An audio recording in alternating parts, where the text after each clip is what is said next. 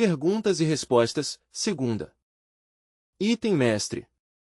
Terminado o giro do sistema solar ao redor do zodíaco, chegou ao seu final na época lemúrica. A Lemúria foi um continente que esteve localizado no Oceano Pacífico, que teve uma raça maravilhosa. Durou quanto tempo?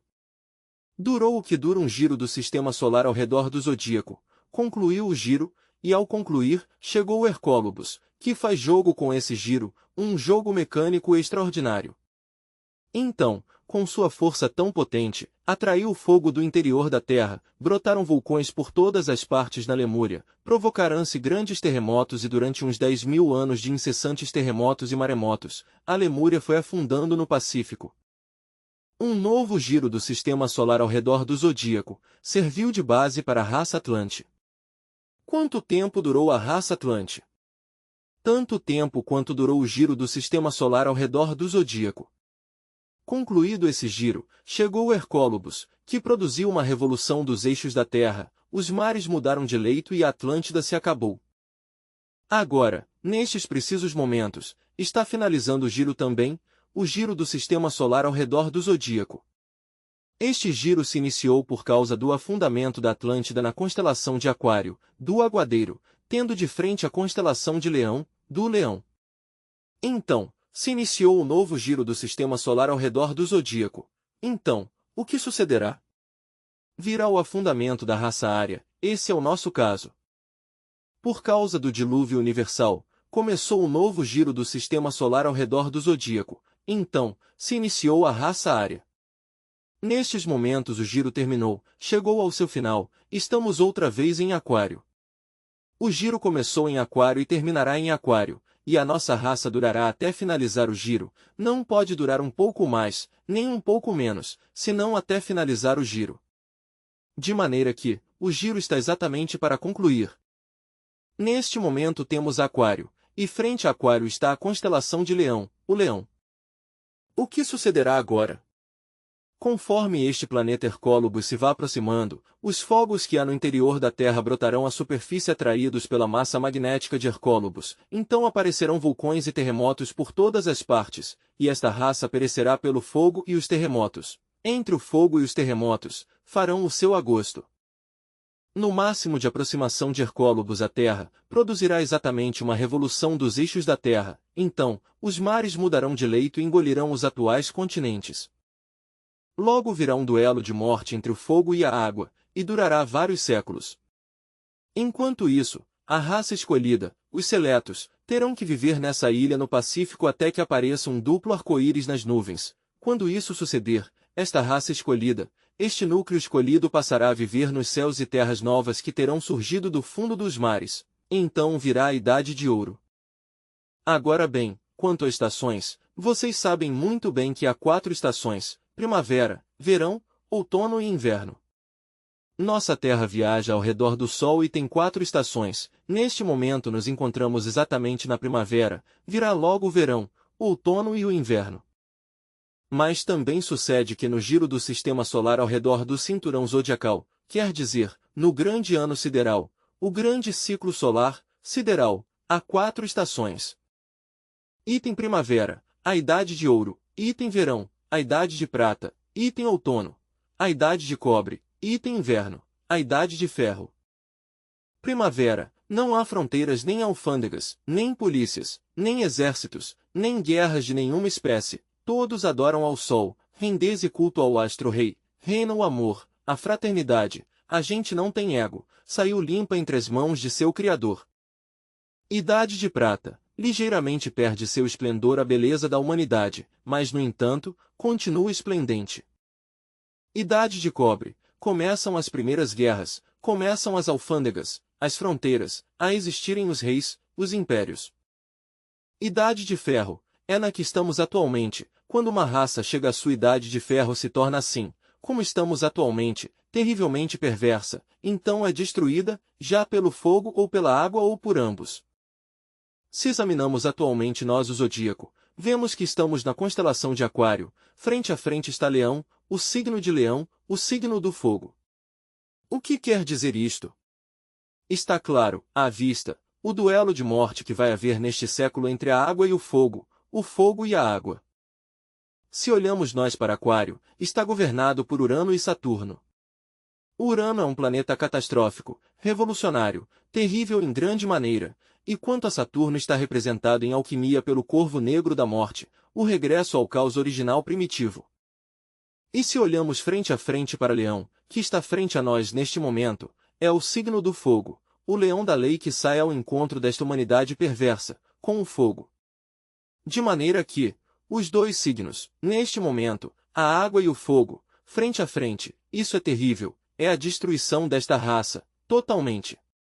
Não há tal de que depois do ano 2000, há de vir uma era de fraternidade, como esperam os aquarianistas, não.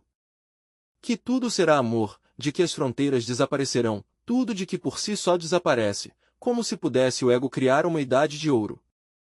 Creem vocês que o ego vai poder criar uma idade de ouro? Enquanto existam os fatores da discórdia dentro de tem que haver guerras no mundo. Enquanto existam os fatores do egoísmo e da ambição, de luxúria e de orgulho, tem que haver guerras. De onde o ego vai tirar uma idade de ouro? Isso é absurdo.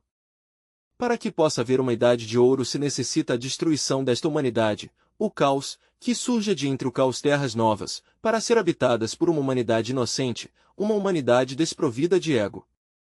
Na idade de ouro não se vai dar corpo a ninguém que tenha ego. Qualquer pessoa com ego será tirada para trás, porque uma só que tome corpo e tendo ego dentro, essa só acaba com a idade de ouro, corrompe a todos os demais, lógico. A idade de ouro é a idade da inocência, da beleza e do bem, do amor, da fraternidade, da irmandade entre os povos. Item estudante. Venerável mestre, sendo essa humanidade inocente e pura, também terá sua idade de prata, de cobre, de ferro? Item mestre. Claro. Item estudante. Quer dizer que em posteriores etapas já haverá acesso de egos, de algumas pessoas que tenham o ego? Item mestre. Sucessivamente, nas posteriores etapas vai surgindo o ego, dentro dos mesmos seres humanos, vai começando a nascer o ego entre os seres humanos. Esta é a crua realidade dos fatos. Afortunadamente existe uma lei que se chama a Lei da Transmigração das Almas, ensinada pelo Sr. Krishna na Índia, por aí, fazendo há uns 1000 anos antes de Jesus Cristo. A doutrina da transmigração das almas nos dá base para a Idade de Ouro. É claro que todos estes milhões, 4.500 milhões, de seres humanos que atualmente povoam a face da Terra, não podendo dissolver o ego, porque não todos podem fazê-lo por falta de capacidades ou de consagração, pois a natureza se encarrega de desintegrá-los. Onde a natureza lhes vai desintegrar o ego? Pois, nos mundos infernos, para isso são os mundos infernos, para isso é o Tártaro. De maneira que, propriamente o inferno para os sufis não é um lugar de castigo, senão um lugar de purificação e de instrução para a consciência, quanto ao inferno para nossos antepassados astecas, ou seja o Mictlán, assim se lhe chama, não é tampouco um lugar de castigo, senão um lugar de provação, de provas, e que se sai vitorioso depois de passar pelos 9 círculos dantescos, se tem direito a entrar no paraíso. De maneira que, considereze o inferno desde esse ponto de vista, não somente como lugar de castigo, senão de instrução para a consciência e depuração. Significa isto, que nos mundos infernos ou nos 9 círculos dantescos do Tártaro, o ego se vai desintegrando, se vai virando pó, essa é a famosa morte segunda. Então, o melhor, o mais decente, o mais digno, o mais aristocrático que temos dentro, que é a essência, sai livre à luz do sol para reiniciar uma nova marcha. Começará pelo mineral, continuará no vegetal e no animal e, posteriormente, volta a essa essência a reconquistar o estado humanoide que outrora perdeu. De maneira que, apliquemos isto aos 4.500 milhões de seres humanos que entrarão no Tártaro.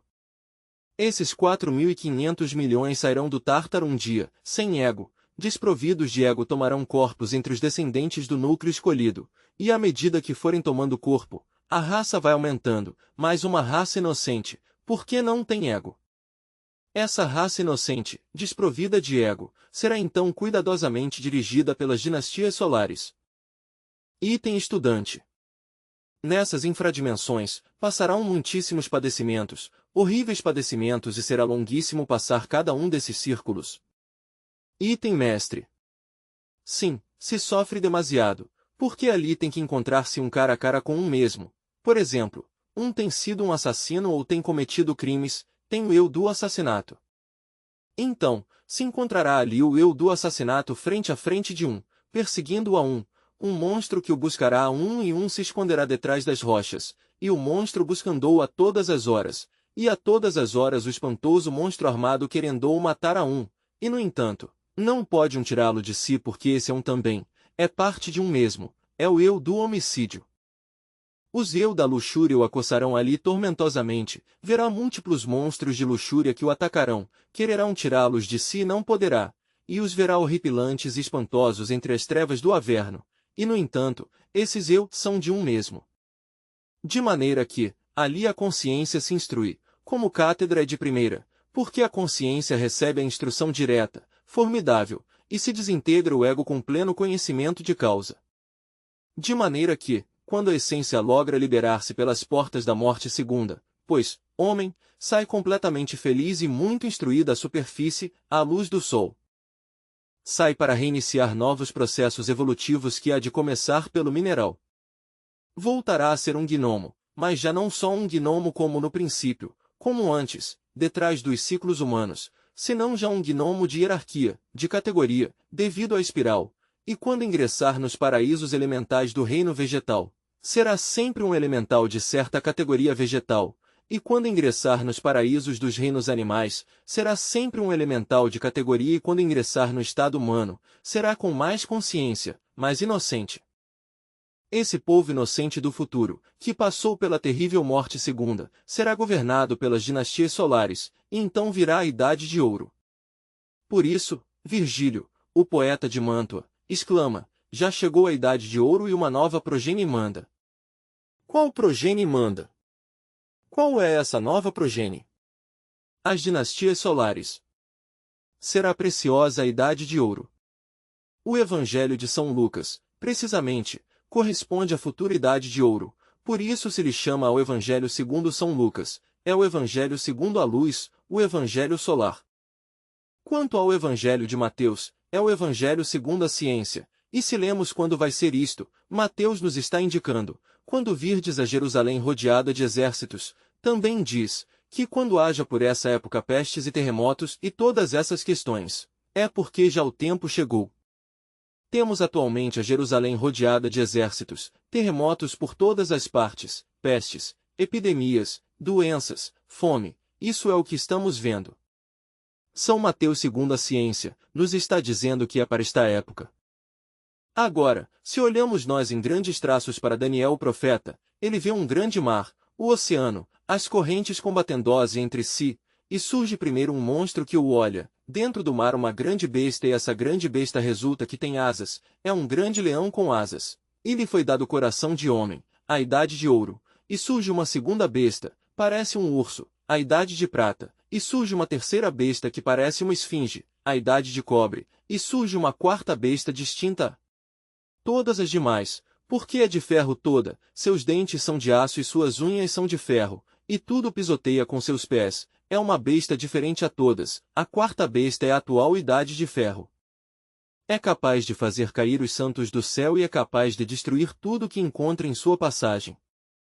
E chegou o justo, diz, e chegou o Cristo e se sentou, os livros foram abertos e foi entregue o reino aos santos do Altíssimo. Quer dizer, termina a idade de ferro com grandes cataclismos. E quando Daniel pergunta, quando será isso? Lhe contesta, isto será dentro de um tempo e tempos, e a metade. Tempo, qual é o tempo, dentro de um tempo? A idade de ouro. Tempos? As idades de prata e de cobre. E a metade? A metade da idade de ferro. De maneira que, nestes momentos estamos na metade, de acordo a cálculos orientais, da idade de ferro, então o fim é para esta época, porque a outra metade a passaremos entre o caos e será dura. Assim pois, que é tempo, tempos e a metade. Item estudante. Venerável mestre, agora que lhe ouço a referência sobre os monstros e os mundos infernos, resulta que quando tinha 2 ou 3 anos de idade, ao momento de deitar-me para dormir vi entre as paredes grandes monstros que sempre me atacavam, Meu pai me ralhava porque sempre chorava assustado, ele me dizia que eram coisas minhas, que não havia nada. Item mestre. Nem sempre, por isso é que eu me calava tanto o bico quando era rapaz, não contei a ninguém nem isto.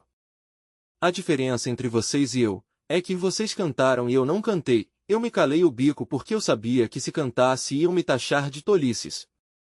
Eu sabia que esses que me rodeavam, meu chefe, minha chefe pais, meus irmãozinhos, eram gentes completamente dormentes e inconscientes. Como eu o sabia porque tinha trocado de corpo à vontade, tinha me metido neste cascarão à vontade, então sabia eu demasiado bem, o que fiz. Calei o bico, disse, esta gente não me entende nada, o que vou fazer é levar as águas a esta gente, mas apenas cresça um pouquinho eu me mando.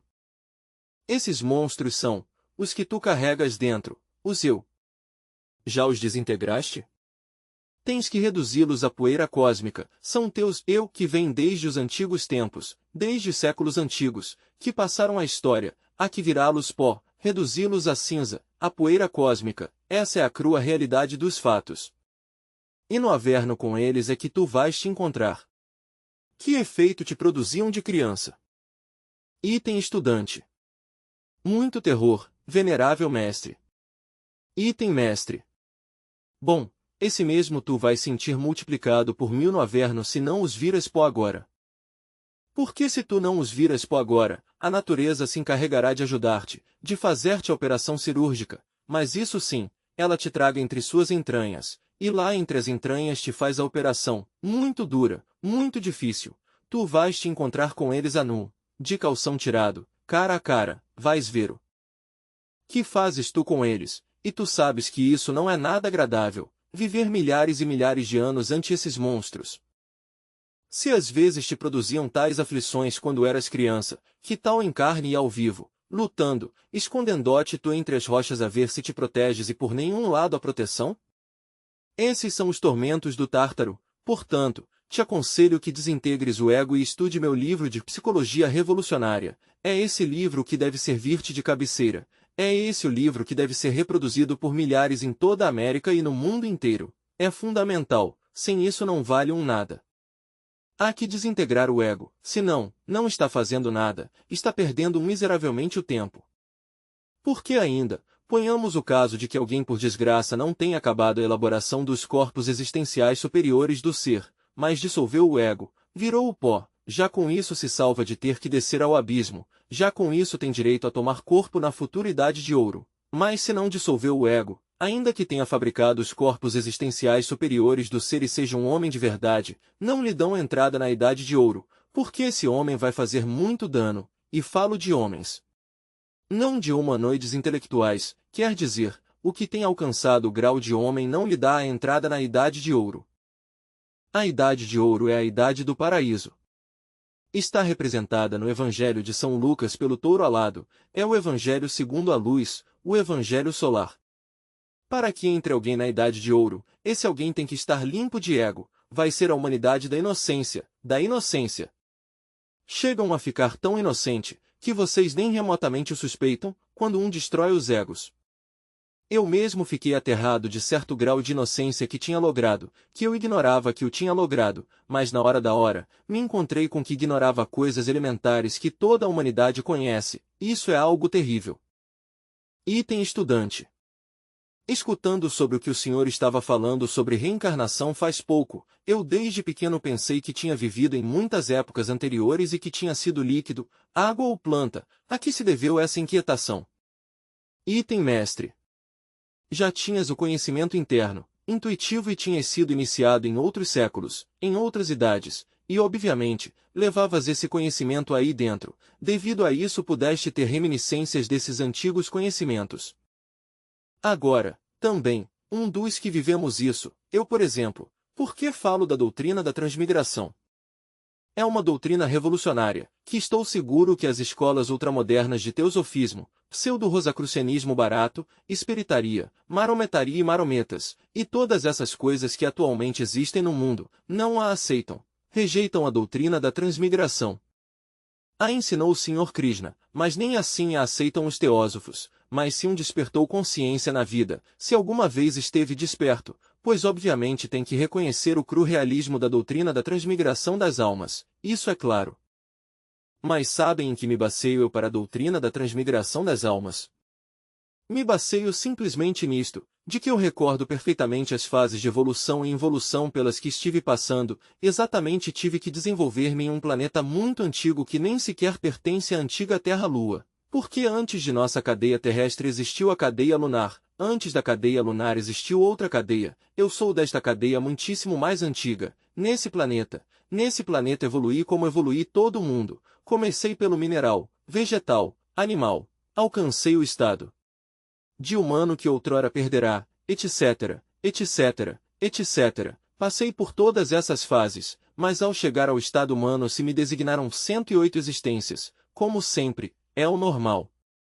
Durante essas 108 vidas não me interessei sequer no mais mínimo, nem no mais insignificante, nada que se relacionasse com a espiritualidade, me dediquei exclusivamente a coisas terrenais, a coisas profanas. Lançando ao esquecimento tudo que cheirasse espiritualidade, não me interessava, até que cheguei à última, que foi a 108 existência. Nessa última 108, tive uma vida, uma existência, diríamos, de uma personalidade malvada.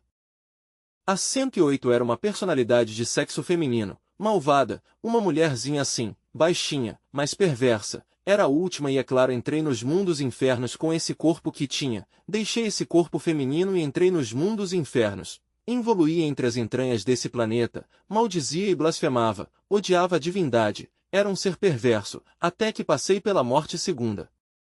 Ia me desintegrando, virando pó, todos meus eu iam ficando convertidos em cascarrões, iam virando pó, por último, já não ficou nada. Ao não ficar nada senti como se falecesse para sempre, uma grande aniquilação. Logo me vi, a mim mesmo, convertido em um menino inocente, um menino. O que sucedeu? A essência, o elemental, tinha ficado livre de elementos subjetivos, os elementos subjetivos das percepções tinham sido eliminados, os agregados psíquicos em sua totalidade desintegrados, reduzidos a poeira cósmica pelas forças centrífugas daquele planeta. Ficou, pois, a essência livre, desnuda frente ao sol. Bom, se lhe deu saída, os divais a examinaram de pés à cabeça, a ver se ficava algum elemento indesejável dentro do interior. Quando estiveram convencidos de que não ficava nenhum elemento indesejável, então, os divais, me permitiram a saída pelas portas atômicas e saí à superfície daquele planeta já livre e à luz do Sol, um Sol hidrogenado que iluminava aquele planeta daquele sistema solar, do qual hoje não ficam nem suas recordações, no máximo, suas recordações nos arquivos acásticos. Então ingressei nas evoluções do reino mineral, então me vi, a mim mesmo, convertido em um gnomo, mas já não um gnomo como tinha estado antes, não, um gnomo de tipo superior. Muito mais tarde, através dos séculos, ganhei o direito de entrar nas evoluções do reino vegetal, novamente fui elemental vegetal, mas um elemental mais consciente, logo passei aos estádios do reino animal onde evoluí em distintas criaturas animais. E por aí falo em meu livro As Três Montanhas, quando passei por aquele animalzinho que se chamava rã, andava por aí, pois, dando saltinhos à beira de um riacho de águas cantarinas, puras, recordava assim, não o tinha esquecido, os terríveis sofrimentos do Averno e não desejava voltar ao Averno jamais, pelos horrores ali sofridos. Fiz-me amigo, sim, dos elementais daquele rio, um grande amigo, e quando sentia passos de humanoide por ali, sabia que eram terrivelmente perversos, me atirava à água para evitar aos humanoides, pois sei que são maus, e assim passava o tempo. Mais tarde, se me deu o direito já de entrar em evoluções superiores, pude ingressar em um mundo de peixes muito inteligentes que viviam naquele mundo. Gostava de ir sempre à retaguarda, não à vanguarda, às vezes aparecia um monstro, e recordo um monstro tão terrível que almoçou a todos os da manada, eu estava na retaguarda e não alcançou a devorar-me a mim, aos outros tragou-os, e recordo como infeliz aquele. Depois que encheu a pança deu as costas e se retirou muito tranquilo, eu fiquei entre uns poucos sobreviventes e assim vivíamos no fundo dos oceanos como peixe. Mais tarde, já ingressei em um reino de anfíbios que saía à terra tomar luz solar, eu andava entre a manada com os anfíbios, depois, posteriormente, se me deu o direito de tomar corpo humano, entrei com promessas de não voltar ao abismo. Tinha ficado em minha consciência isso vivo, as torturas do abismo, os espantos, os horrores pelos que tinha passado. Então, já fora, já convertido em um ser humano, disse, bom, vou me transformar em homem. Sei que sou um humanoide, mas vou me transformar em homem. Encontrei o guru, meu guru, ele me instruiu nos mistérios, precisamente, da vida e da morte. Consegui com ele a chave, o segredo indizível, o grande arcano. Trabalhei na forja dos ciclopes porque ele me orientou. Fabriquei os corpos existenciais superiores do ser mediante o cumprimento do dever parloque do ser, e realizei as magníficas transformações, diríamos, do esperma sagrado, o mercúrio dos sábios, e logrei assim, mediante o mercúrio, fazer cristalizar os corpos, porque é muito certo que o esperma sagrado é o azougue em bruto em alquimia, ao transmutá-lo se converte no mercúrio. A energia sexual é o mercúrio, é a alma metálica do esperma e esse mercúrio por sua vez, que é a energia que sobe pelos cordões simpáticos até o cérebro, é fecundado pelo enxofre, ou seja, o fogo que desperta, o sal, em si, é a matéria-prima da grande obra. Sal há no esperma, há nos metais, há no ouro, há em tudo, então há que sublimar o sal também.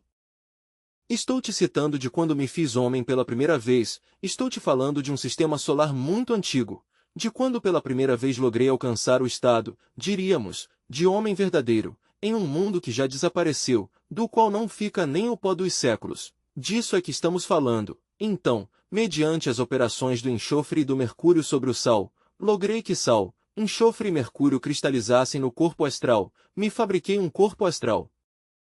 Em uma oitava mais elevada, essa sal sublimada que serviu de base para as operações do enxofre e do mercúrio, cristalizou no mental, e posteriormente, com essa mesma base logrei a criação do causal.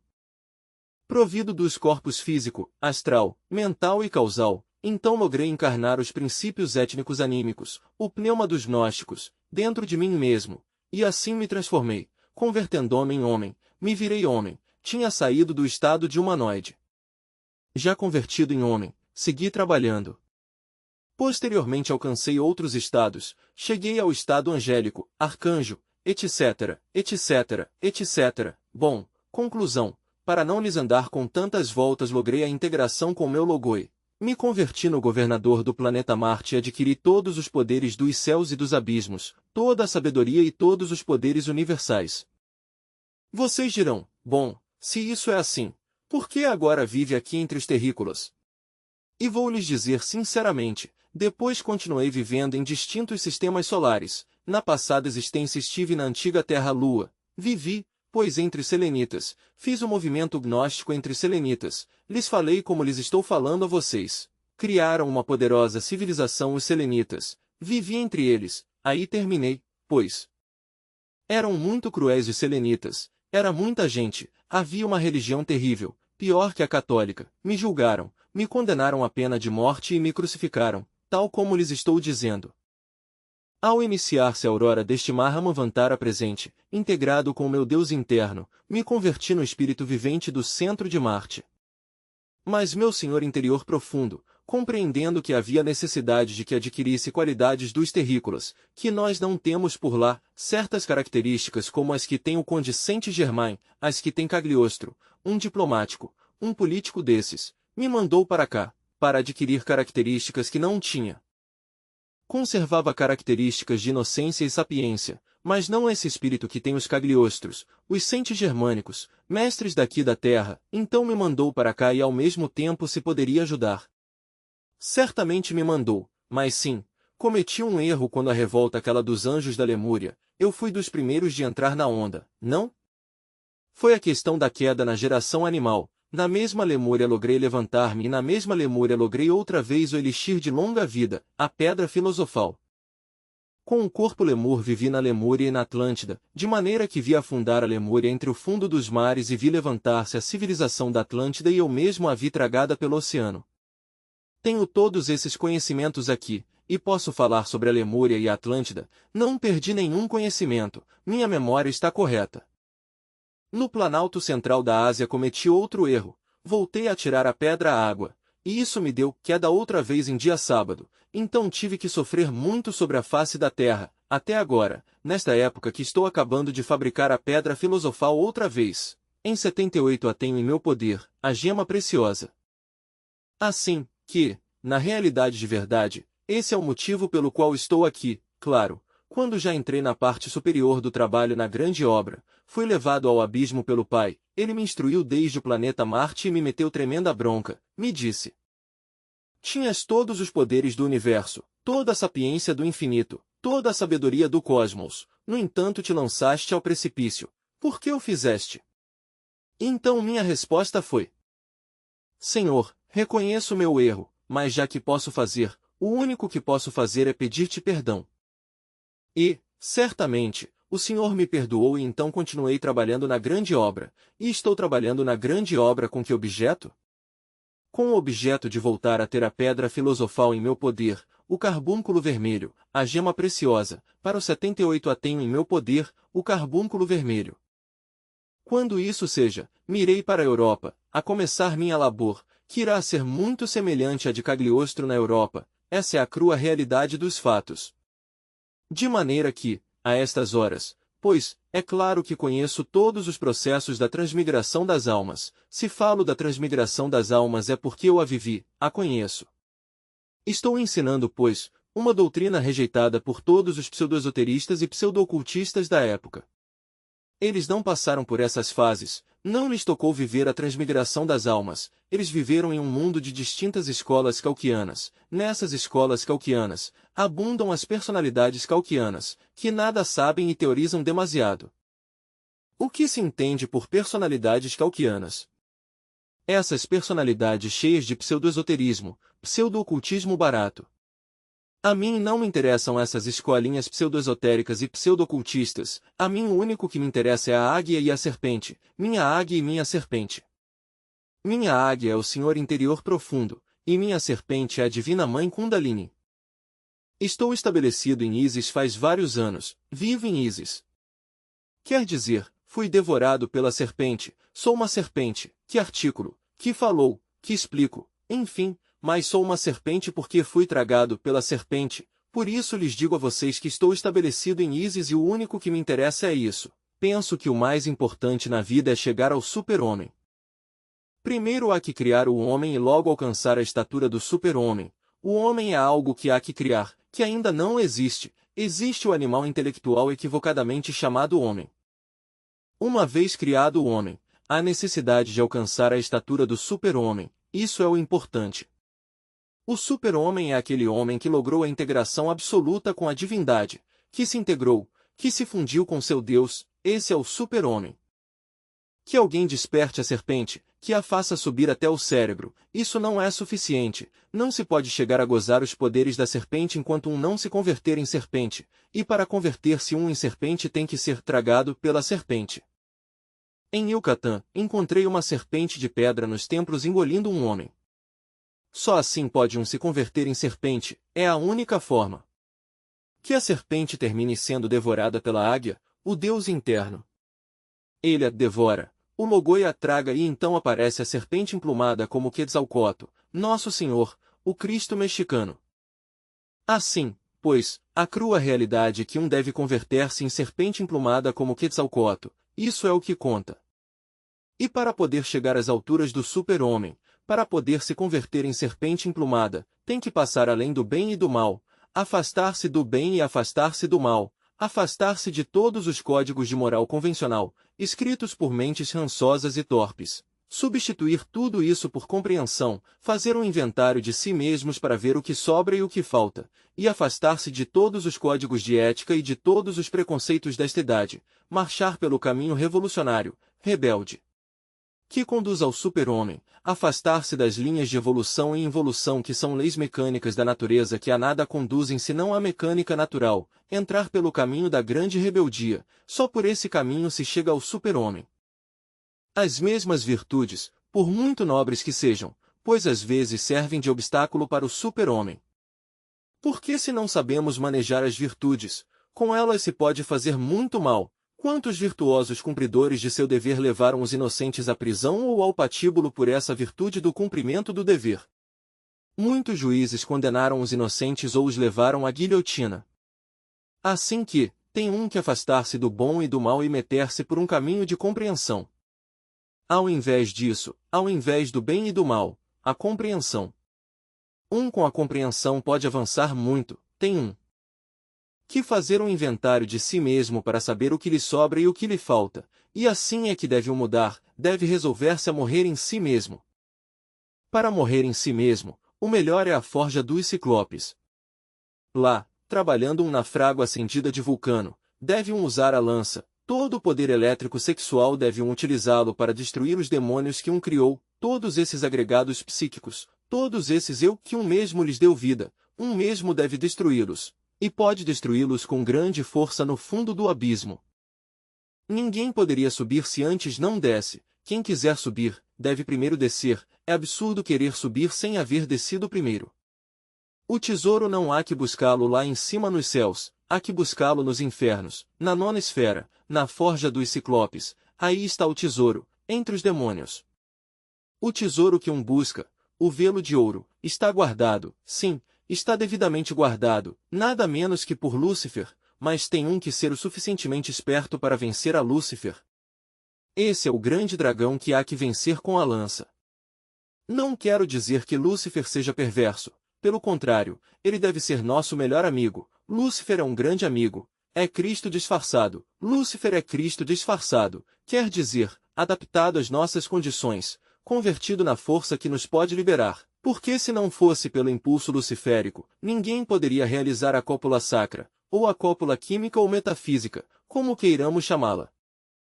Para poder verdadeiramente realizar a cópula química, se necessita o impulso luciférico, é um impulso de rebeldia, então com a lança vence a Lúcifer.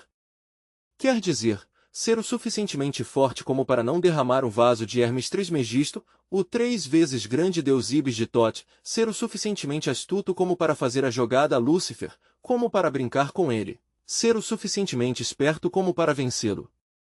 Se o logra, então vai subindo pelas costas de Lúcifer, que lhe servem de escada. Lúcifer é a escada para descer, Lúcifer é a escada para subir, essa é a realidade dos fatos. Se logra vencer a Lúcifer, que é o dragão, apoderase do velo de ouro, quer dizer, do tesouro. O tesouro está lá embaixo nos infernos, debaixo da terra, os tesouros se escondem debaixo da terra, qualquer tesouro está debaixo da terra escondido e há que escavar muito dentro da terra para encontrá-lo. As raízes do super-homem estão embaixo no abismo, no precipício. Por quê? De onde tira uma árvore sua vida? Não é acaso do interior da terra, do abismo?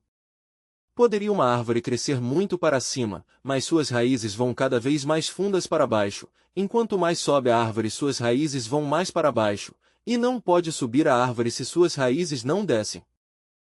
Assim também, ninguém poderia subir ao grau de super-homem, ninguém poderia, diríamos, emancipar-se ou liberar-se, converter-se em deus com poderes sobre o fogo, sobre o ar, sobre as águas, sobre a terra, se não desce antes ao fundo do precipício. E lá tem que viver entre os demônios como demônio e entre os demônios. Há que aprender a caminhar com os 2 pés. Muitos irmãozinhos, sobretudo as personalidades cauquianas que tanto abundam nas escolinhas ultramodernas de pseudo-esoterismo e pseudo-ocultismo barato, querem caminhar com um só pé, não se dão conta que há que caminhar com os 2 pés, ignoram isso, querem caminhar com um.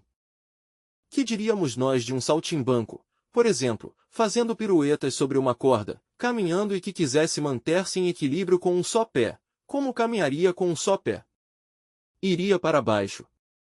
Assim nós também, o que queira chegar à autorrealização íntima do ser, tem que caminhar com os 2 pés e não ter-lhe medo a Satanás, nem ao inferno, nem ao abismo. O inferno se necessita e Satanás se necessita. O que faríamos nós sem Satanás, sem o abismo? De onde vamos tirar o tesouro? Com que impulso vai trabalhar na forja dos ciclopes? Isso há que ter em conta, senhores. Na Idade Média, existiu uma seita que era a seita dos satanianos. A Inquisição espantosa acabou com essa seita. Todos os membros dessa instituição foram queimados vivos na fogueira. Mas a que era que rendiam culto? Rendiam culto, pois, a Lúcifer. E quem é a Lúcifer? Pois, a reflexão do Logos em nós, Christus Lúcifer ou Christus Lúcifer, sem o qual não pode haver jamais faísca elétrica para o trabalho na forja dos ciclopes. Também existia outra seita na Idade Média, era a dos cainitas, que rendiam culto a Caim, a dos cainitas. Queimarão-nos vivos na fogueira. Mas vamos ver qual era o argumento dessa seita, a base. Esse argumento era muito interessante, o fogo. Caim ao contrário como se pronuncia? Inca, os incas, os sacerdotes do fogo. De maneira que, Caim significa sacerdotes do fogo, é o fogo sagrado no interior do homem. E por que Caim mata Abel? Quem é Abel? Há que buscar que coisa é Abel e que coisa é Isabel. Aqui tem que apelar a todos os estudos, diríamos, das raízes do idioma, a etimologia. Isabel, Is é uma partícula que nos recorda os mistérios isíacos, que não é outra coisa senão o budi, a genebra dos Ginas, aquela a que Lancelot escanciaria o vinho entre as taças de sucre e manti, o budi interior.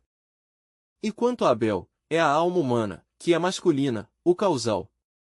Eis aí o signo de Gêmeos dentro de nós, Isabel, os Gêmeos, a alma espiritual que é feminina, e a alma humana que é masculina. O íntimo tem duas almas. Uma é a alma espiritual, que é Isis ou Is, a alma espiritual, o Budi, é feminina, e a alma humana que é masculina, é o causal. Caim mata Abel. Quem é Caim? O fogo. Mata Abel. Quem é Abel? A alma humana. Com que a mata? Com a mandíbula de um burro. E o que é o burro? Em alquimia, o mercúrio dos sábios, o esperma sagrado, o azougue em bruto. Então, o que sucedeu? Simplesmente, que ao derramar-se o vaso de Hermes Trismegisto, o 3 vezes grande deus Ibis de Tot, o fogo sagrado desceu. Ao descer, morreu o homem espiritual, saiu do Éden, perdeu todos seus poderes. Por isso se diz que Caim mata Abel, ou seja, a alma espiritual, com a mandíbula de um burro, o esperma sagrado, porque o derramou, e então a alma espiritual entrou na morte mística, perdeu todos seus poderes, quer dizer, veio a saída do paraíso. Bom, nisso se baseava a doutrina dos cainitas. Foram queimados vivos na fogueira da Inquisição. E logo vem outra seita gnóstica, também muito importante que havia na Europa, a seita dos Iscariotes, partidários de Judas Iscariotes, também os queimaram na fogueira sem consideração nenhuma, a Santa Inquisição deu conta deles. Mas, o que eram os Iscariotes? Tenhas em conta que Judas, o apóstolo do divino Nazareno, não é como dizem, aquele traidor. Essa é uma calúnia que se levanta contra o apóstolo. Judas Iscariotes é o melhor discípulo de nosso Senhor o Cristo, é um grande hierofante que fez um papel, o aprendeu de memória. É um drama cósmico, um drama que se tem representado em todas as épocas e em todas as idades. O drama cósmico é o do Evangelho Crístico. Esse drama o trouxeram os Elohim à Terra, veio de outras esferas, e Judas tampouco queria representar esse papel. Ele queria o papel de Pedro, mas Jesus já o tinha escolhido para o papel de Judas. De maneira que, cada um dos 12 aprendeu seu papel de memória. É uma obra de arte, uma obra dramática, e cada um teve que aprender de memória seu papel, e a Judas lhe coube aprender esse papel e ensaiá-lo muitas vezes, e que coincidisse com as Sagradas Escrituras. Tinha que ser perfeito. Item estudante. Então, venerável mestre, ao cumprir Judas esse papel não recebeu karma? Item mestre. Ao contrário, dharma por milhões, por toneladas. Judas Iscariotes é um grande mestre, nem queria esse papel tampouco. Ele não fez senão repetir o que tinha aprendido de memória, como havia que fazê-lo. Tinha que ser exato, preciso, no momento oportuno, tudo tinha que ser perfeito de acordo com o papel. Mas ele não traiu a Jesus jamais, é o melhor discípulo de Jesus. E não somente até aí chegou Judas, senão que desceu ao abismo e vive nos mundos infernos. Eu vi que o penduravam, punham-lhe cordas no abismo, quando eu entrava a visitar o abismo, e se deixava pendurar. De uma humildade única que matou o ego, ele não tem ego e ali vive no abismo, e fazendo o quê? Lutando por salvar aos perdidos, aos que não têm nenhum remédio, é como um raio de Cristo perdido no abismo, sofrendo pelos perdidos. É algo extraordinário, ninguém sabe aonde chegou Judas, se há um homem que tenha ganho o direito a entrar no absoluto e manifesto, é Judas Iscariotes, nenhum de nós serve para descalçar a Judas. Nem eu mesmo me creio capaz de descalçá-lo, ainda não me sinto capaz de fazer o que fez Judas, eu não me sinto capaz. Não sei se algum de vocês se sente capaz.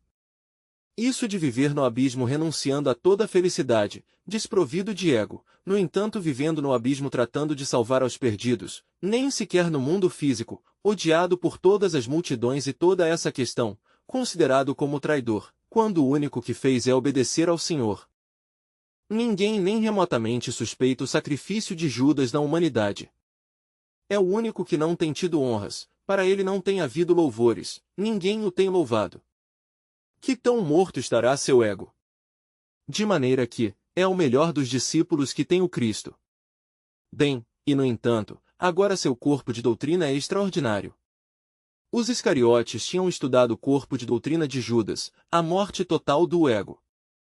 Todos os mistérios de Judas há que vivê-los no mundo causal, os mistérios de Judas, a morte absoluta do ego animal, que não pode ficar nada do ego, posto que Judas, como mestre, não deixou nada de ego. Renunciou a tudo que saiba a felicidade e vive no abismo entre os perdidos, o melhor dos discípulos do Senhor. É o mais grande dos sacrificados, o que tem mais direito à felicidade e vive no abismo entre os réprobos, entre os que não têm remédio, está ali, unicamente por amor à humanidade, tratando entre as trevas de buscar alguém que queira a luz. Quando logra encontrar alguém arrependido, ele vai instruí-lo e se logra tirá-lo, o tira do abismo, isso faz Judas.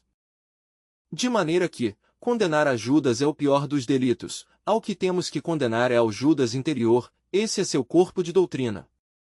Esse traidor que vende ao Senhor por 30 moedas de prata, que não é outra coisa senão que o troca pelos prazeres, os licores e todas as coisas do mundo, a esse ao que há que condenar e julgar. Judas nos indicou isso com sua doutrina, essa é sua doutrina. A doutrina dele é a mais profunda, a morte absoluta do ego.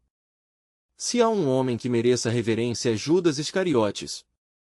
A seita agnóstica dos Iscariotes na Europa foi perseguida pela Inquisição. Todos os membros da seita dos Iscariotes foram queimados vivos nas fogueiras que ardiam na Europa, de maneira que, vão vendo vocês coisas terríveis, verdade?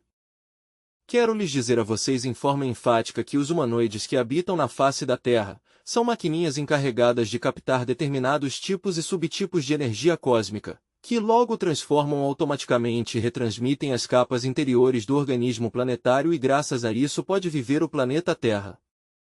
De maneira que, o animal intelectual está posto única e exclusivamente ao serviço da natureza, esse é seu único objetivo, a economia da natureza. Agora bem, no entanto, o Sol não é cruel. O Sol tem depositado, ademais, os germes para o homem nas glândulas dessas maquininhas. Esses germes podem se perder, o normal é que se percam. Mas se um coopera com o Sol, se um de verdade coopera com esse astro-rei, então esses germes se desenvolvem e desdobram, e surge um homem dentro do animal intelectual, da mesma forma que dentro da crisálida se forma a borboleta que um dia sai e voa. De maneira que, o interessante é cooperar com o Sol, e uma das formas mais grandes de cooperar consiste em não alterar o solo em que esses germes têm que se desenvolver. Item estudante. O solo? Item mestre. Sim, me refiro ao solo, ao terreno, melhor diríamos, esse terreno onde os germes têm que se desenvolver, que não é outro que precisamente o mesmo corpo humano. Se alteram as glândulas, se submete a gente a questões de transplantes de animais, se prestam a ensaios com glândulas, que lhe troquem glândulas humanas por glândulas de macaco, ou aos tratamentos com tiroxina para emagrecer e coisas assim pelo estilo. O resultado é que os germes não podem se desenvolver e o experimento fracassa. Quando uma raça se torna demasiado mecanicista e perde todo interesse pelas ideias solares, pela inteligência solar, o Sol, por sua vez, perde todo interesse por essa raça e a destrói, já não lhe serve para seu experimento. E tem razão o Sol, muita razão, porque ele tem criado esta delicada película da vida orgânica na crosta terrestre, um trabalho para ele muito detalhado, muito minucioso, e é justo que tire sua recompensa, uma colheita de homens solares. Tem direito a tirar essa recompensa, uma colheita de homens solares. De maneira que, se uma raça não lhe serve, a destrói. O que está sucedendo com esta raça atual? Não lhe serve, então a vai destruir, a destrói porque não lhe serve para seu experimento. De maneira que, então, a necessidade de cooperar com o Sol para que o homem nasça dentro. Agora bem, há um códice de Anahuac que eu li, que diz: os deuses criaram aos homens de madeira e logo os fusionaram com a divindade, mas logo acrescenta o mesmo códice: não todos os homens logram fusionar-se com a divindade. De maneira que, criá-lo é uma parte, fusioná-lo com a divindade é outra parte. Quando o homem se fusiona com a divindade, se transforma em super-homem, então sim, nasce o super-homem, mas há que fusioná-lo com a divindade. Agora, nem sempre se fusiona com a divindade. Não se fusiona com a divindade quando não elimina os elementos indesejáveis que carrega dentro, ou seja, os defeitos psicológicos, a ira, a cobiça, a gula, o orgulho, a preguiça, e etc., etc., etc., e outras tantas ervas. Enquanto não se eliminem esses elementos indesejáveis que em nosso interior carregamos, não é possível a integração com a divindade, e se não se integra com a divindade, então se converte em Anasmussen, com duplo centro de gravidade, em um aborto da mãe cósmica, em um fracasso. São muitos os Anasmussen que fracassaram. Se criou ao homem, mas não se logrou a integração com a divindade. Vocês têm compreendido a fundo, pois, o que são os Anasmussen? Bom, agora especificando mais esta questão dos Anasmussen, vale a pena conhecê-los. Há 4 classes de Anasmussen. 1. A primeira classe de Anasmussen são os indivíduos que só possuem o corpo planetário e nada mais. Vocês sabem o que é o corpo planetário? O físico. Mais além o que há neles é o ego, não tem mais, e a essência engarrafada entre o ego. Então, são sujeitos que devido às atividades do ego e algo de magia negra, criam uma substância, diríamos, fatal, que é, praticamente, a de Anasmussen. Bom, este primeiro é mortal porque na hora da morte todos esses eu desencarnam e ficam nos mundos internos, mas a substância essa de Anasmussen segue existindo um tempo, mas não causa maior dano devido a que não tem os corpos existenciais superiores do ser. Não há um centro focal, não há um centro de gravidade permanente, são mortais estes Anasmussen, se desintegra a substância e o ego retorna, como sempre, a novos corpos físicos. 2. Mas há uma segunda classe de Anasmussen que criaram o corpo astral, que o tem, mas não criaram nenhum outro veículo, unicamente fabricaram o astral.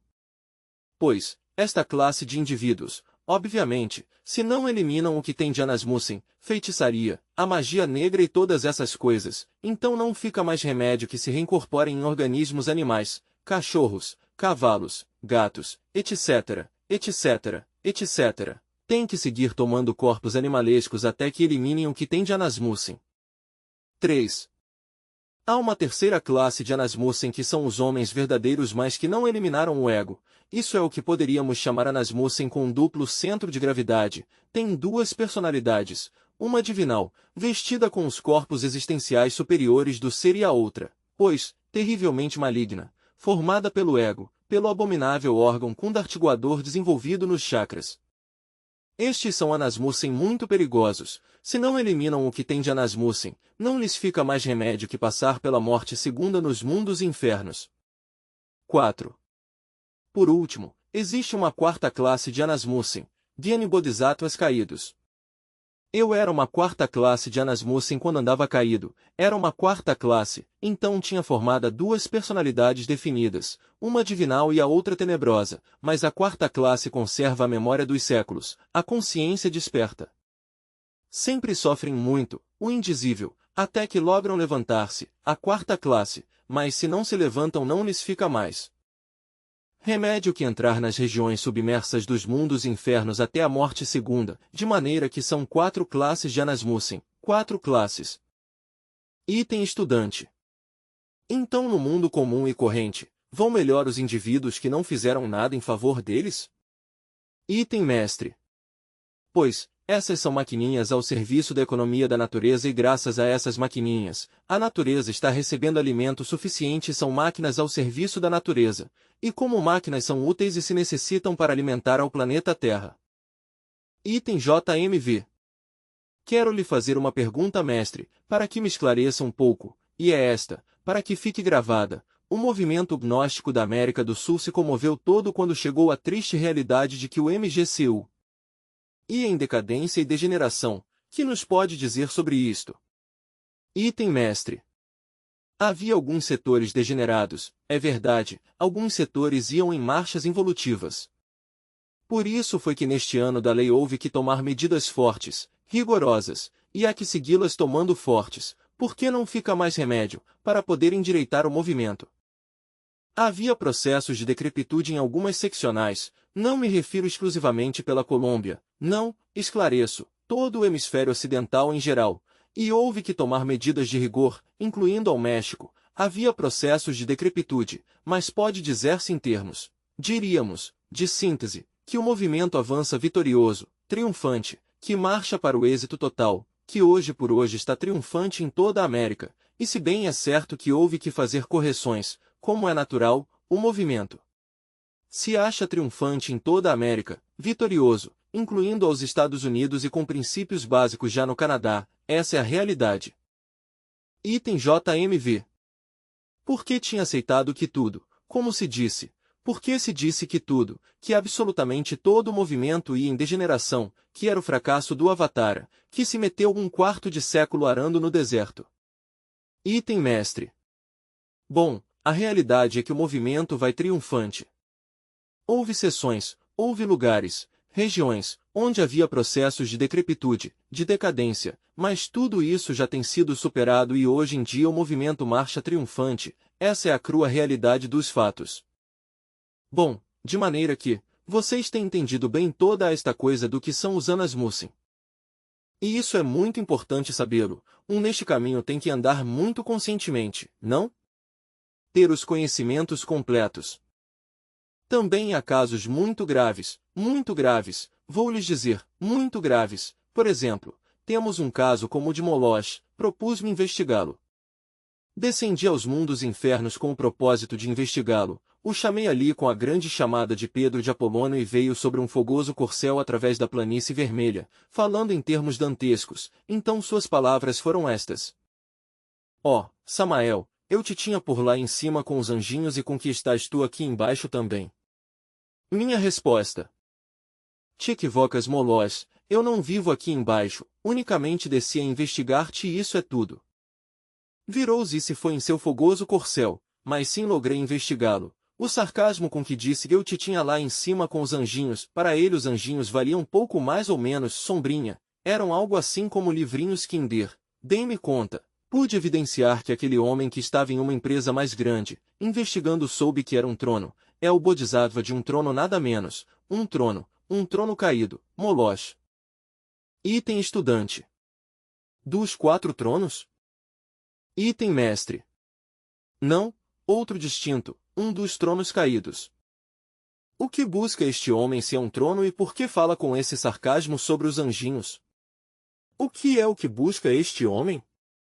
Tratei de saber algo mais sobre ele e vim a dar-me conta, a conclusão, obviamente, passará pela morte segunda com a destruição do ego e dos corpos existenciais superiores do ser, viverá possivelmente milhões de anos mais no abismo, mas ao fim, se desintegrará atomicamente e a essência ressurgirá à luz do sol, para recomeçar a nova jornada em um degrau superior, de acordo com a lei espiral da vida.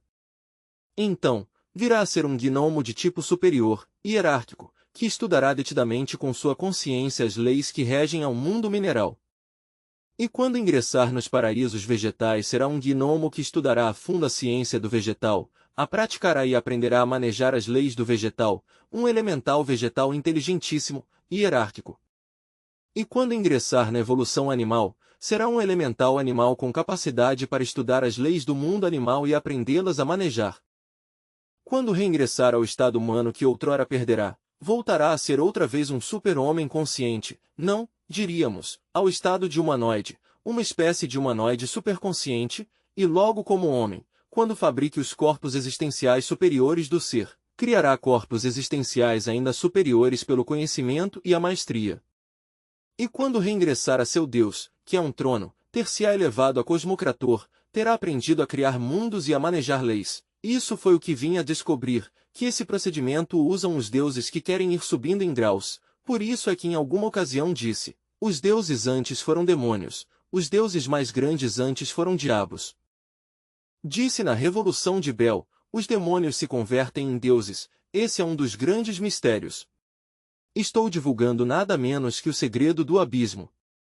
Eu, por minha parte, lhes digo a vocês com franqueza, alcancei, graças a meu Deus interno, o grau aquele de cosmocrator, com descidas ao abismo, mas só anseio agora uma só coisa, afastar-me do caminho esse de cosmocratores, se meu Pai assim o quiser, e seguir o caminho ao absoluto. Por quê? Porque, por exemplo, veja o Deus Sírio, quantas vezes o Deus Sírio desceu ao abismo? Quantas vezes passaria pela morte segunda para chegar a ser agora o governador da Via Láctea? Então é um caminho no que se enreda um no karma dos mundos, portanto, é preferível chegar um ao absoluto. E o que é o absoluto? Pudesse tratá-lo desde o ponto de vista do Meio Oriente, ao turcomano, ao armênio ou ao persa, prefiro pensar no eterno Pai cósmico comum que é menos frio que o ponto de vista das substâncias de Sião, o eterno Pai cósmico comum, o homem misericordioso, a infinitude que tudo sustenta. Claro, chegaram a fusionar-se com seu Deus interno para converter-se um em um verdadeiro super-homem, em um verdadeiro Kumará, mas posteriormente integrar-se com o eterno Pai cósmico comum, o Elohim inefável, o Ein Sof Ahur ou o Ein, o eterno Pai cósmico comum, a infinitude que tudo sustenta. Ao chegar a esse ponto se diz de um que logrou o sagrado Anclad, mas permanecer dentro do seio do eterno Pai cósmico comum é o difícil. Porque bastaria o anseio de sequer um segundo, o anseio de ser algo ou alguém ou o de existir em qualquer forma, em qualquer mundo, de ser algo, para imediatamente desprender-se do eterno Pai cósmico comum e cair no mundo das três leis, no reino do demiurgo criador, de maneira que permanecer no seio do eterno Pai cósmico comum é o difícil. Temos ante nós dois caminhos, ante os que seguem a direta, o caminho de converter-se em cosmocratores ou de perder-se dentro do seio do eterno Pai cósmico comum. Eu diria, para que ser cada vez mais e mais hierárquicos entre o pó dos mundos? Melhor é perder-se dentro do seio do eterno Pai cósmico comum, que tem todos os poderes e atributos, e toda a felicidade. Esta é uma abordagem que lhes faço a vocês sobre os caminhos, e é muito importante isso, de maneira que, os deuses têm sido demônios. Em todo caso, os deuses foram diabos e muitas vezes um deus hierárquico como o deus Netuno se lança ao abismo para ressurgir mais adiante, mais poderoso. Netuno, uma vez aqui, se deixou cair, mas bom, há deuses que descem ao abismo intencionalmente e se confundem com os demônios e se desintegram, se viram poeira cósmica. Deuses que caem, que se precipitam no averno, mais tarde, mais adiante ressurgem mais poderosos que antes. O alquimista também atira a pedra à água, mais adiante lhe dá a vida e é mais poderosa que antes, isso é óbvio. Item JMV. Eu sempre tenho sentido profundo respeito pela sabedoria do mal. Item mestre. A sabedoria do mal é tremenda, mas tampouco pensemos. Bom, e há certa razão, por exemplo no Marquês de Sade, que pensava na liberação pelo mal, de certa maneira tinha razão. Obviamente, ao passar pela morte segundo o perverso, a essência fica liberada, isso é óbvio. Mas que horrores e que sofrimentos, e tudo, a passagem pelo averno é espantosa, espantosa e sai ao outro lado, passando pelos 9 círculos dantescos. Item JMV. Bom, e deve haver algo na sabedoria dos círculos. Por que não somente um vê no caminho da luz? No caminho material eu tenho visto a muitos elementais da natureza descrever círculos belos sobre mim, uns de defesa, outros de proteção, outros de informação. Círculos belíssimos. Item mestre. Assim é, elementais são todo o mundo, todo que não tem alcançado o estado de homem é um elemental engarrafado entre os eu, mas é um elemental. Se destroem os eu, fica o puro elemental. O mesmo que começou como mineral e como vegetal, e que seguiu como animal, mas é o mesmo, ao destruir-se os eu fica o elemental, isso é, um elemental e nada mais. Item JMV. Eu penso que hoje fazem parte como elementais, como gnomos da terra, como ondinas e nereidas, como silfos e sílfides, que estão nesse estado paradisíaco, têm uma gigantesca sabedoria e informam e dirigem acontecimentos. Item mestre.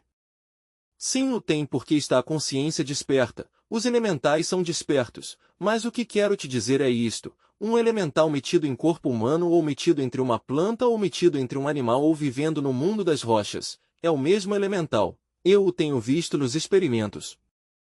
Por isso o sujeito 20, um cavalheiro que me escutava no velho Egito dos faraós, não era um iniciado, nem de longe, mas sim aceitou a doutrina de desintegrar aos demônios vermelhos de Sete, como dizíamos no Alto e Baixo Egito, quer dizer, os eu. Fez parte do trabalho em vida, desintegrou, diríamos, os cifrão 50 contra/% cifrão, e depois de morto recebeu instrução.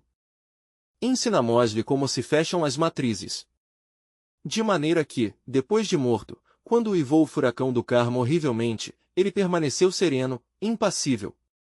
Quando os demônios tenebrosos o atacaram com fúria, ele permaneceu sereno, impassível. Quando a tempestade sobre sua cabeça chovia com raios e trovões, impassível. Quando chegou a certo lugar onde copulavam homens e mulheres, sereno, sem simpatia por ninguém, nem antipatia por ninguém, não buscou refúgio em nenhuma cova no meio da tempestade, porque sabia que buscar refúgio na tempestade equivalia a ficar prisioneiro dentro de alguma matriz. Essa cova seria alguma matriz.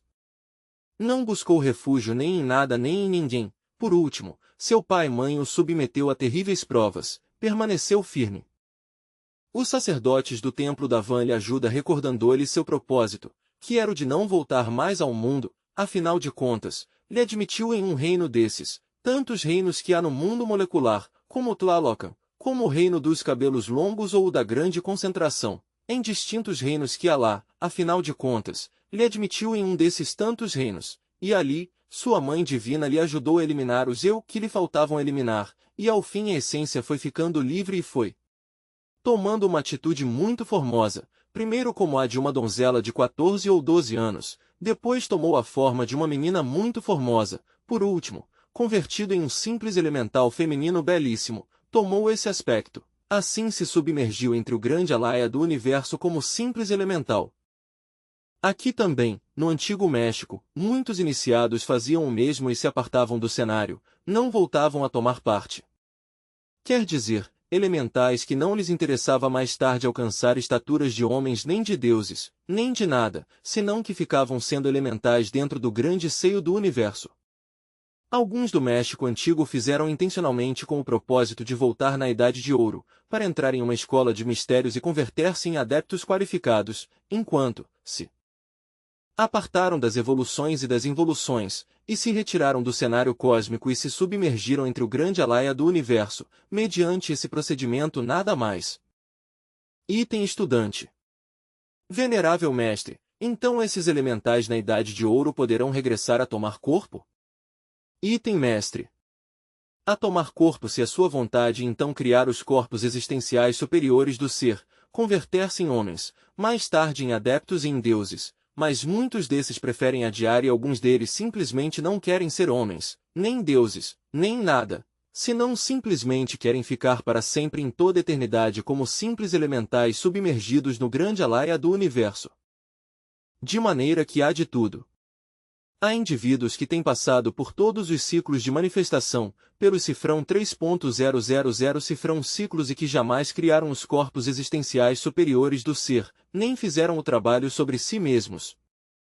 Esses que ao fim terminaram seu cifrão 3.000 cifrão ciclos de manifestação, se submergem dentro do espírito universal de vida como simples elementais, elementais com conhecimentos do bem e do mal, mas elementais.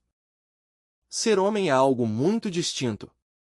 Quando um se converte em homem, se deixa de ser elemental para converter-se em homem, há que criar os corpos, haver feito todo o trabalho sobre si mesmo, haver desintegrado o ego, haver criado veículos, haver feito de tudo.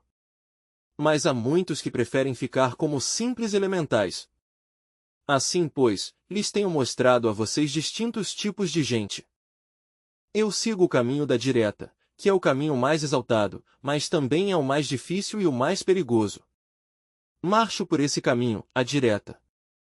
Item estudante. Venerável mestre, pelo caminho espiraloide também se pode chegar ao homem? Item mestre. O espiraloide não o podem pegar senão os homens, unicamente os homens. Quando alguém se converte em homem, tem ante si os dois caminhos, O do espiraloide que é nirvânico 100%, que os nirvanis rara vez tomam corpo físico, e o da direta que vai direto ao seio do eterno Pai cósmico comum. Claro que, os que se vão pelo espiraloide tampouco chegam a ter os mesmos triunfos que tem o que se vai pela direta. Não, senhores, tem menos perigos.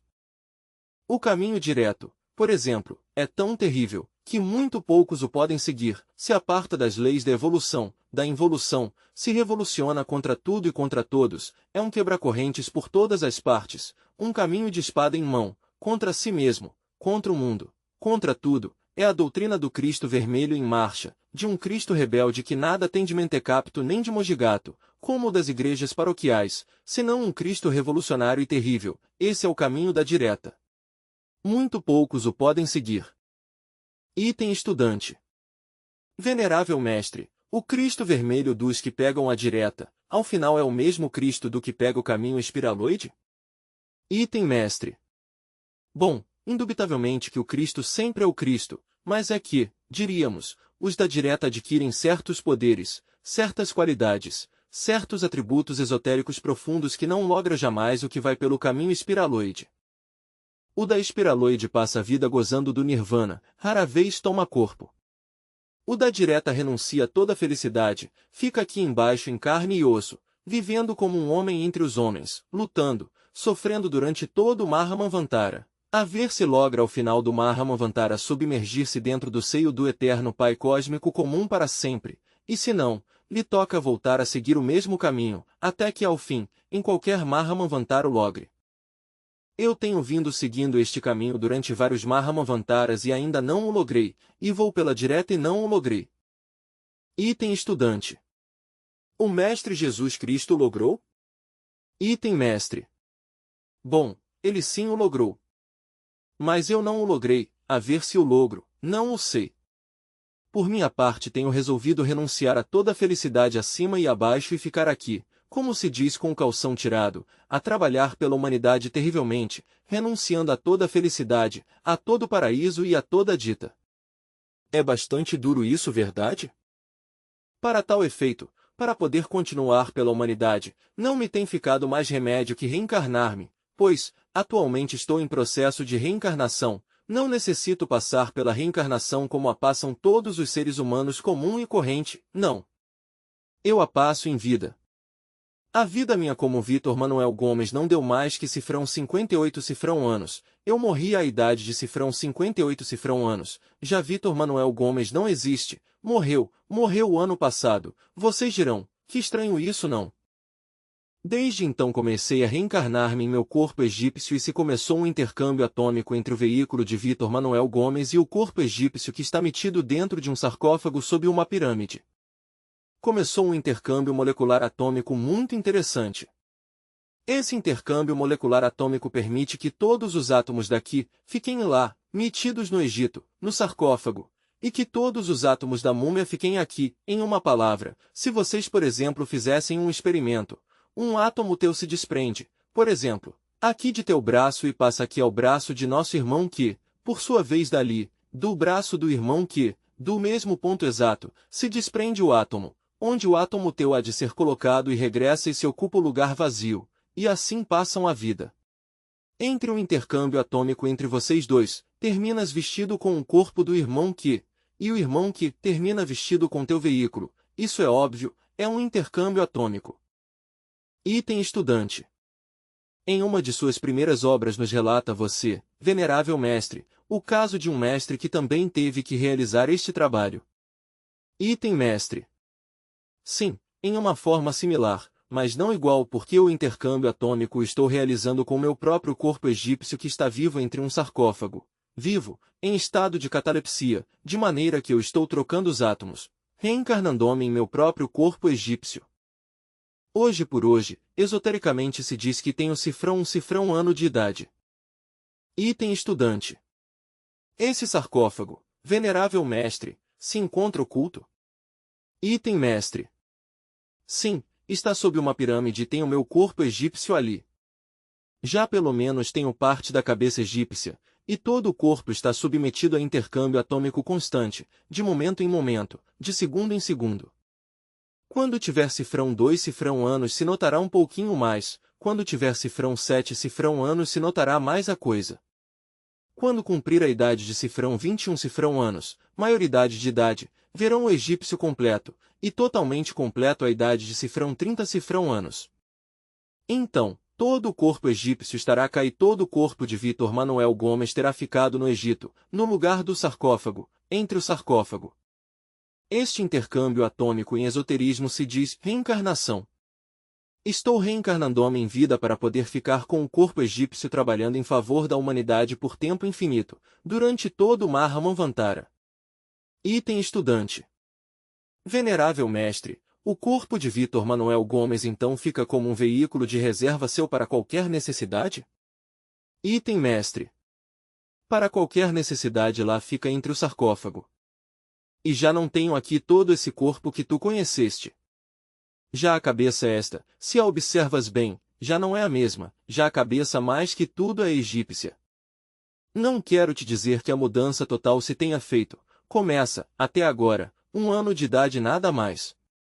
Vítor Manuel Gomes morreu. O corpo vital que tenho aqui é o do corpo egípcio, já fiz a mudança, o vital que Vítor Manuel Gomes tinha, lá no Egito, o vital da múmia, ficou cá. A personalidade de Vítor Manuel Gomes, essa personalidade que conversava contigo e tudo isso, constantemente me toca combatê-la e há vezes que se apresenta e desembainho a espada e atiro. Um dia estava ditando uma conferência e se me sentou ao lado, vinha a ditar uma conferência, tive que desembainhar a espada e corrê-lo, fazê-lo fugir. Volta ao sepulcro, lhe disse, e se foi para o Egito, a descartei. Aqui a personalidade que tenho é a mesma que esteve na época do antigo Egito dos faraós, é a que tenho aqui, a personalidade egípcia, através dessa personalidade estou falando e estou atuando. É claro que ao ter o corpo vital egípcio e a personalidade egípcia aqui, estou puxando os átomos do corpo egípcio mais rapidamente e com mais efetividade, de instante em instante. De maneira que, nessa forma continuarei trabalhando, mas Vítor Manuel Gomes morreu à idade de 58 anos.